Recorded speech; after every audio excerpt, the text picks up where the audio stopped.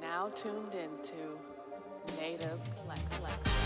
Native Collective is a private membership club founded by LA natives that empowers entrepreneurs, entertainers, creators, and executives by providing them resources, a voice, and a community to build with. Native Collective Studios provides fire marketing content and production-related services to our members to truly give them a voice. Native Collective Studios began with our own podcast, Ing in LA, a podcast all about LA, and Legacy Blueprint, a business and money-based podcast. We plan to provide a host of other member-driven services and open our flagship location in the best city in the world, LA, and expand to Native Miami. Native Collective.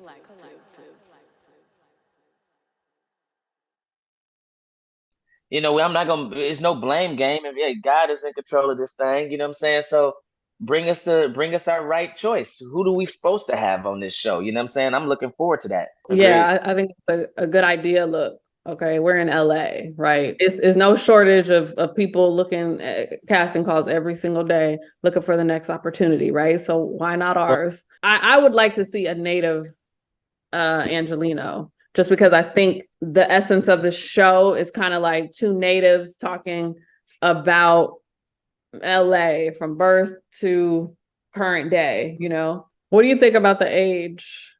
Any specific age range? I think it could be something, even if the age was lowered a little bit, though, just to cross those generational lines. A guy on there that was 25 years old. You know what I'm saying? 25 and up. I think 25 to 35 could be a dope age range, because it's gonna bring in another perspective, and it may give, kind of create some good banter back and forth, you know what I'm saying, between that younger generation and Aaron, who's very opinionated, you know what I'm saying, and knows how to hold her own. I would like to see a young man try to get at her and prove his point, you know what I'm saying, about what he feels like LA is to his generation. You know what I'm saying? The response isn't, hitting how we want, then you can adjust it. You know what I'm saying? You can adjust the post, just open the age range up. You know what I'm saying? That's true. And what about men versus women? I'd rather open it up to women if we stay in that same age range. You know what I'm saying? Because if we do 25 to, let's say 25 to 32, men and women, we gonna get. Then let's stick to that age gap. Is there anything you think we need to ask these people? We're going to have an application for them to apply. So, I mean, obviously all the standard stuff, but is there anything that you want to know specifically outside? Have they hosted, any type of podcast or any type of shows before?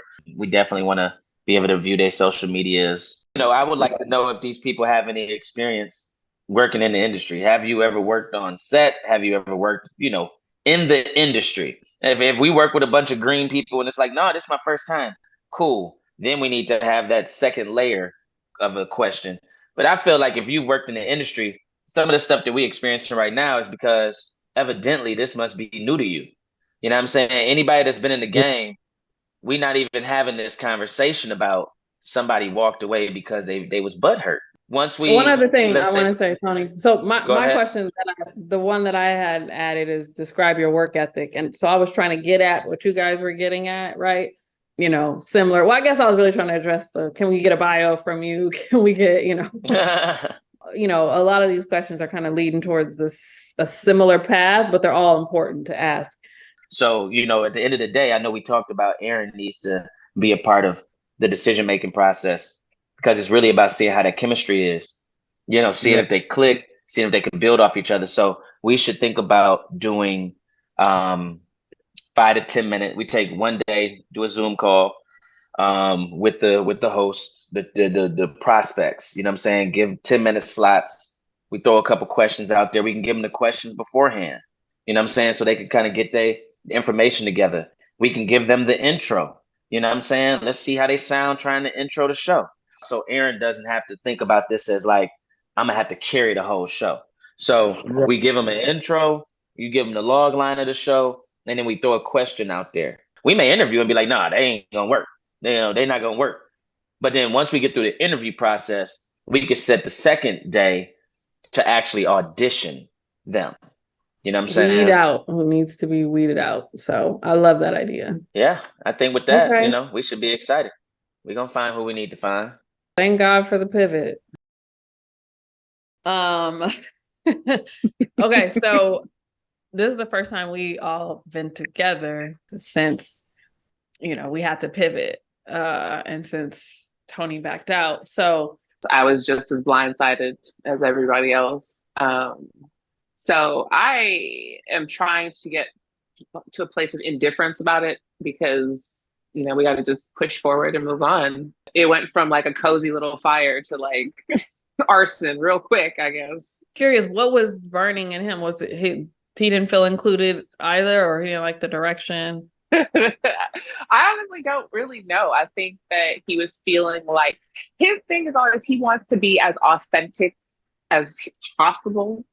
And I get that. A professional, because I was telling them a couple of times, like I wanted them to be like, talk just how they talk to each other. But, I think when you first get on camera, you might be in your head and trying to present something that may I was like, how little... many times do y'all want to hear me say nigga? It's just, it's a lot. It could be a lot. Right. So it was just like, in here, I'm just trying to like drop it like 4 times tops. So it's just like, wait, but we're just supposed to be authentic and real. And I'm like, but nigga, come on. Like, so it was just, I did it a little bit too. I'm not gonna lie. I would hope that everybody would want to be real and authentic. I told him how I felt about it. At the end of the day, I still have a friendship with him. It's unfortunate that things are where they are and got to this point, how they got here. But like I said, let's just, focus on moving forward, up and onward. So you said you do still have a friendship with him? Yeah, like I told him Good. that I'm upset and I need a minute to just kind of like finish reeling from what just kind of happened. Digest. Yeah.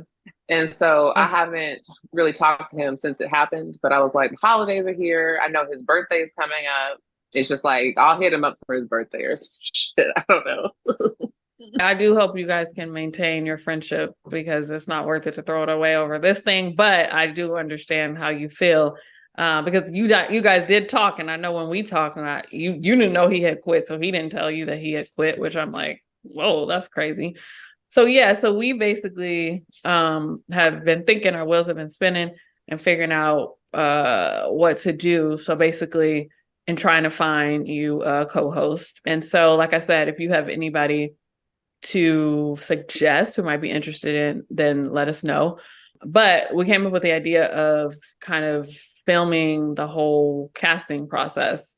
And this is literally how it came up to it. Like, turn your lemons into lemonade, right? Maybe this is the move we're supposed to be making. So we thought like, okay, well, we want to interview the next host because we want to try to avoid situation of something ending again like this. And we're going to, ask people to complete a little application, send us a video, we'll review it, and then we'll sit down and figure out who we think would be the best fit. I mean, I'm pretty easy to get along with and vibe with. I have like a couple people in mind, so I'll send their stuff over. I think it'll be really good because, like I was telling everyone, even though we're just starting this podcast, we actually did build up a following. There are people who really like the show, the idea, the concept. They like you guys. And so I think this allows us to tell the story, and I think that'll help draw people in. Yeah, I mean, I think that that's a good way to kind of drum up engagement from the very get-go, and then, give people that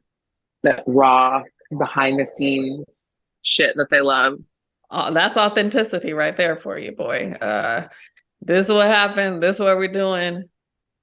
This is where we're at now.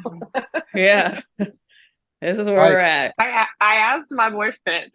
He said no. Because that was actually my second choice. Hilarious. I'm heartbroken. Yeah, you want to keep it separate. I respect it. I totally respect it. We're gonna like open up a real casting for randos to randos will eventually, one of them will become family, a part of the collective, but essentially they're gonna be randos. So Yeah, so we're gonna open that up as soon as we get it together, and then that's really it. Anything else? Let's get it. I know I'm super excited actually. Like I can't As wait. you I think should be. yes, I think it'll be dope. Like honey, I love the first season of Ing, so I am very confident the second season is going to be better. Because if you remember when we first started the first season, I literally just invited you guys up to the studio, came in, sat you down, moved some furniture around, sat you down, put some mics up, and just greenlit, started it. So I mean, we were all like at square one with that one, but it was fun minus the lack of circulating oxygen. the heat. But that aside, it was glorious. Yeah, we did pretty all right that first time. Yeah. Yeah. Now tuned into Native Collect.